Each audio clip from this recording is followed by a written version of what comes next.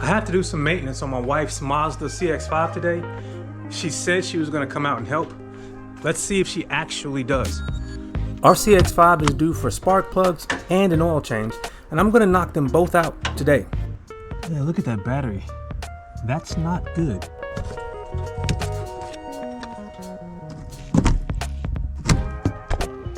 And while that's draining, we'll go do the spark plugs. She actually surprised me and came out to help. So she's gonna take off the engine cover. Go ahead. Make sure it's not connected to anything. It's connected, but it's not fastened. Just pull up on it. Oh, it was. Maybe start with like one corner or something. I can't break it. If you can, if you break it, we'll buy a new one. Pull up. All right, so turn around and show it to him. All right, so it's only connected in here, and there and there. And those spots go there, there, there, and there.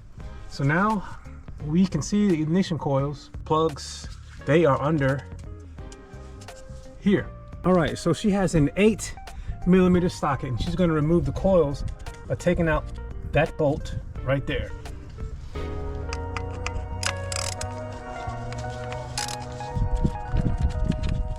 She's gonna do that for that one and the others as well.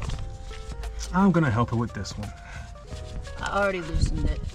I said help him, I'm helping you. I know, I'm just letting him know that I loosened it, and that's why you can do it by hand. Now you should be able to just pull it out. Kapow, kapow. Nice and easy. 1, 2, 3. Rut-row. Oh yeah, you can still get it out. 4, and the spark plugs live in there in the spark plug holes. Mac doesn't know I'm recording this. He's inside looking for his keys. I don't know what to say. We got these things. You're gonna need one of these, 2 of them apparently, because they're different sizes. So these are the spark plugs I got. I believe these are the OEM ones. And I'll put links in the description for Amazon and where I got them, Advanced Auto Parts. Get a good shot of the, there you go. NGK Laser Iridium Premiums. So these are all my spark plug sockets, and she's gonna see which one fits. None of them. All right, so we got the new socket, and Jenna is gonna check the spark plugs to make sure they're gapped properly, and these should come pre-gapped to 0.044 inches, and they are. So she'll do a quick check on them, but you shouldn't have to check them because they should be already gapped. And she is using a 9/16 spark plug socket to take them out. So let's see if we got an extension on that's long enough to get in there. No. Let's get you a longer one. That one should be big enough.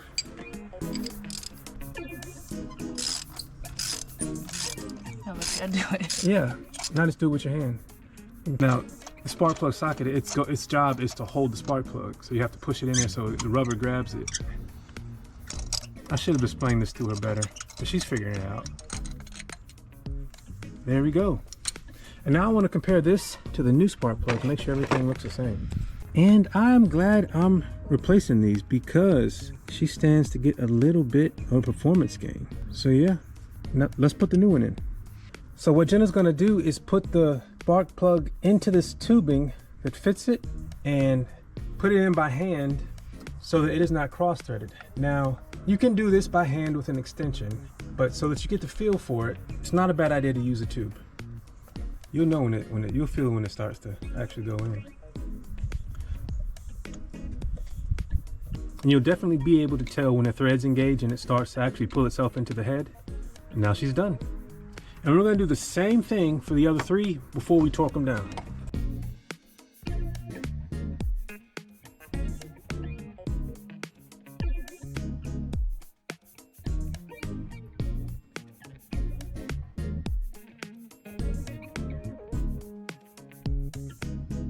And now she's doing the last one.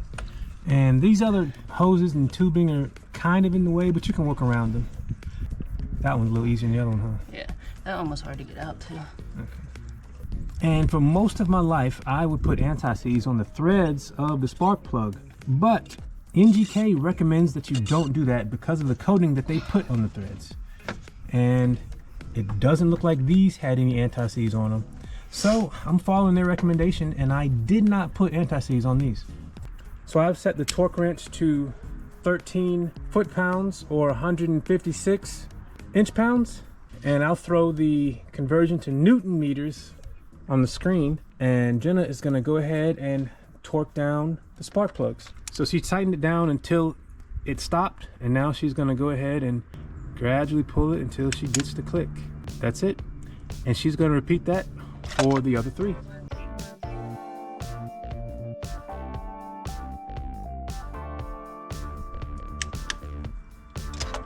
All right, that's the last one. So all the spark plugs are in their new home. So now Jenna is just going to reconnect the coils. Then we can finish the oil change.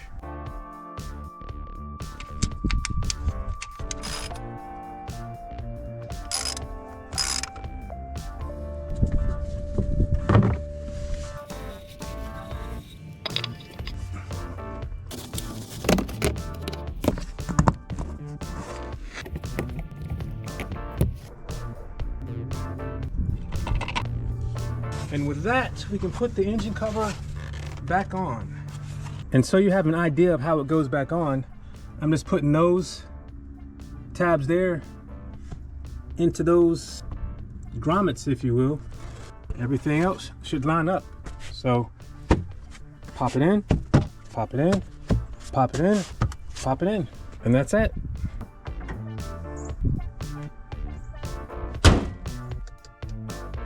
And of course, I had to reset the oil monitor.